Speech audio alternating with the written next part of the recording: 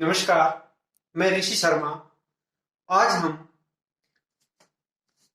वर्णानाम उच्चारण स्थानानी इस विषय पर चर्चा करेंगे।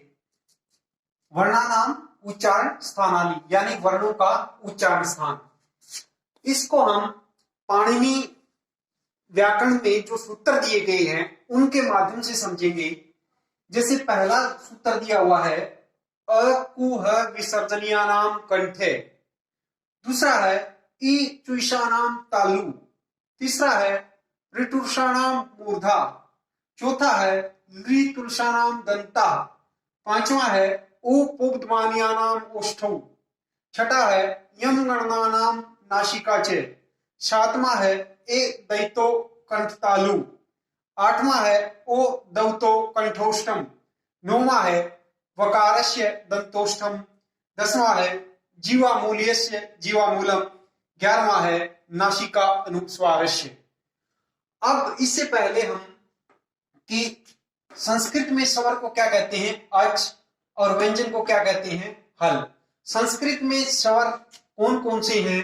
जैसे अ, आ, ई, उ, रि, ली, ए, ऐ, ओ, औ।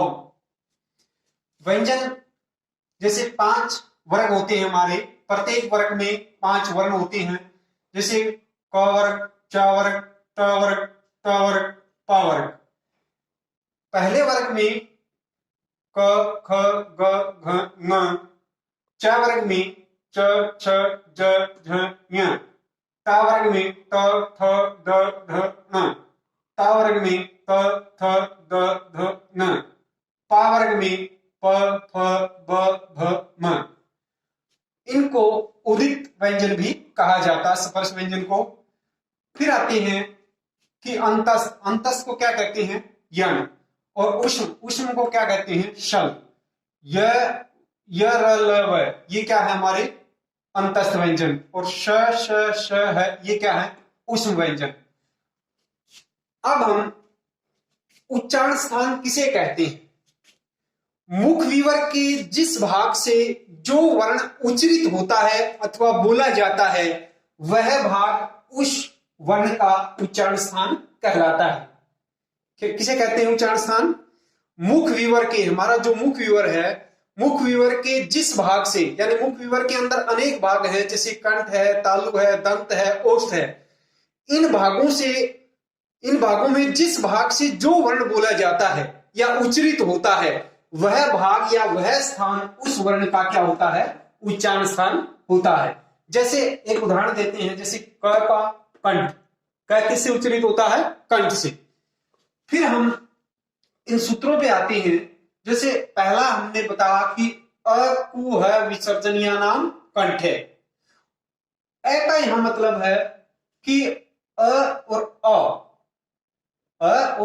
आ, यहां लिख देते हैं अ और आ, यानी आकार। क्या है आकार। और फिर कु, कु का मतलब है क वर्ग। क वर्ग में कौन कौन? क, ख, ग, घ, न। हम यहां भी लिख देते हैं अ और आ ये। और फिर का वर्ग यहां लिखा हुआ है। फिर है ह, फिर है, ये किससे उच्चरित होते हैं? कंठ से। किससे? कंठ से। इनका उच्चारण स्थान किससे होता है? कंठ से। फिर इस सूत्र पे आते हैं हम। जैसे ई चुईशानाम तालु, इकार। इकार में कौन कौन से आ जाते हैं? ई, हर्षव ई भी और दीर्घ ई। फिर आता है चू। चू का मतलब है च वर्ग। ये लिखा हुआ जैसे च वर्ग के अंदर च, छ, ज, झ, ञ। फिर है ये यकार, ये। फिर है श यानी शकार। ये इनका उच्चारण स्थान किससे होता है? तालु से। किससे? तालु से। फिर हम इस पे आते हैं तीसरे पे, ऋतुषाणाम मूर्धा, रिकार। रिकार में री लिख देते हैं हम, दोनों आ जाएंगी। फिर टू का मतलब है ट वर्ग। ट ट वर्ग में कौन कौन से ट ठ ड ढ न ये आ जाते। फिर र रकार का रकार र, फिर है शकार षटकोण वाला श, इनका उच्चारण स्थान क्या होता है मूर्धा, इससे उच्चरित होते हैं ये मूर्धा से। फिर चौथा आता हमारा लृ तुलसा नाम दंता, लृ का लिकार ल, फिर तू का मतलब है त वर्ग त थ द ध न, फिर ल का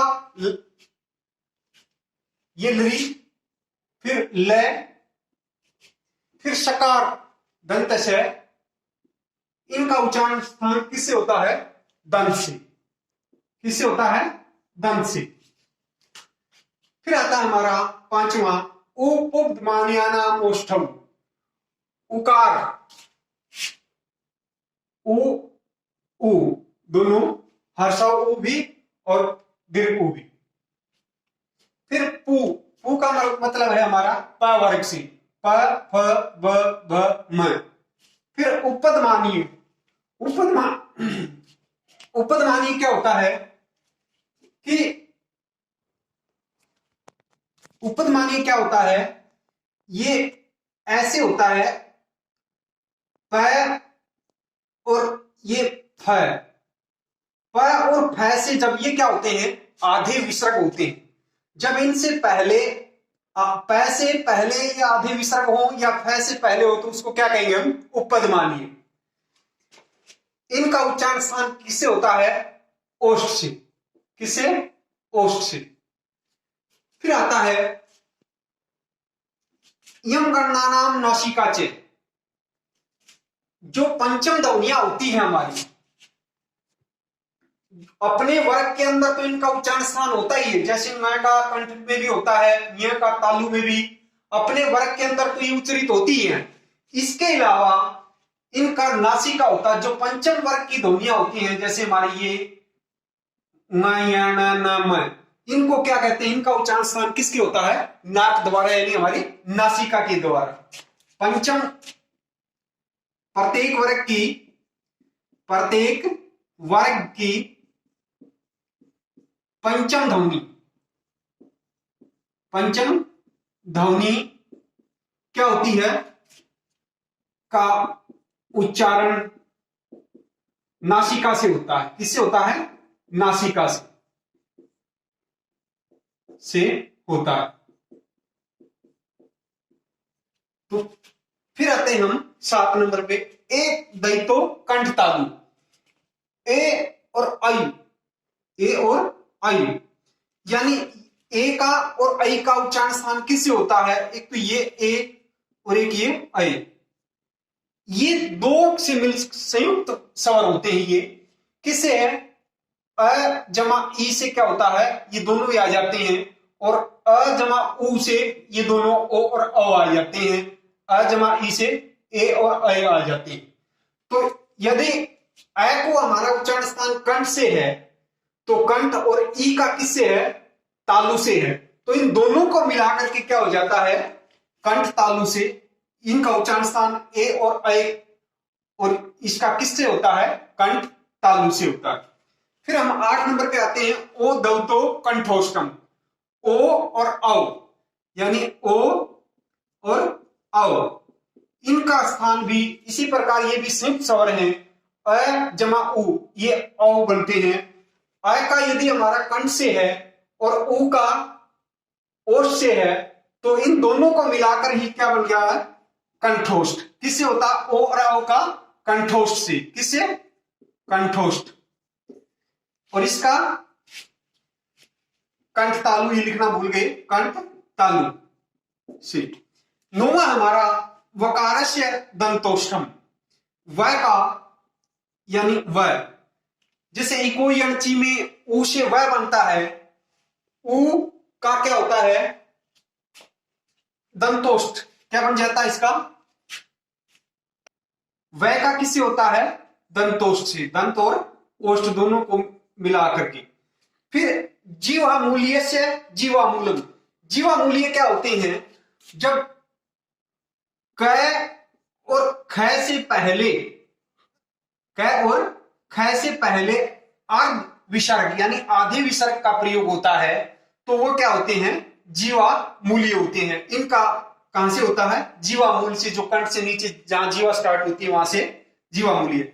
नासिका अनुस्वार से, अनुस्वार का जो जैसे अंग है ये इसका किससे होता है, अनुस्वार का नासिका से होता है। किससे, नासिका से। किसका, अनुस्वार का। अनुस्वार का, अनुस्वार क्या होती है, जैसे इसके ऊपर लगाते हैं हम, इसका किससे होता है, नासिका से। इस प्रकार हमने उच्चारण स्थान के बारे में पढ़ा। आशा है आपको समझ आया होगा। धन्यवाद।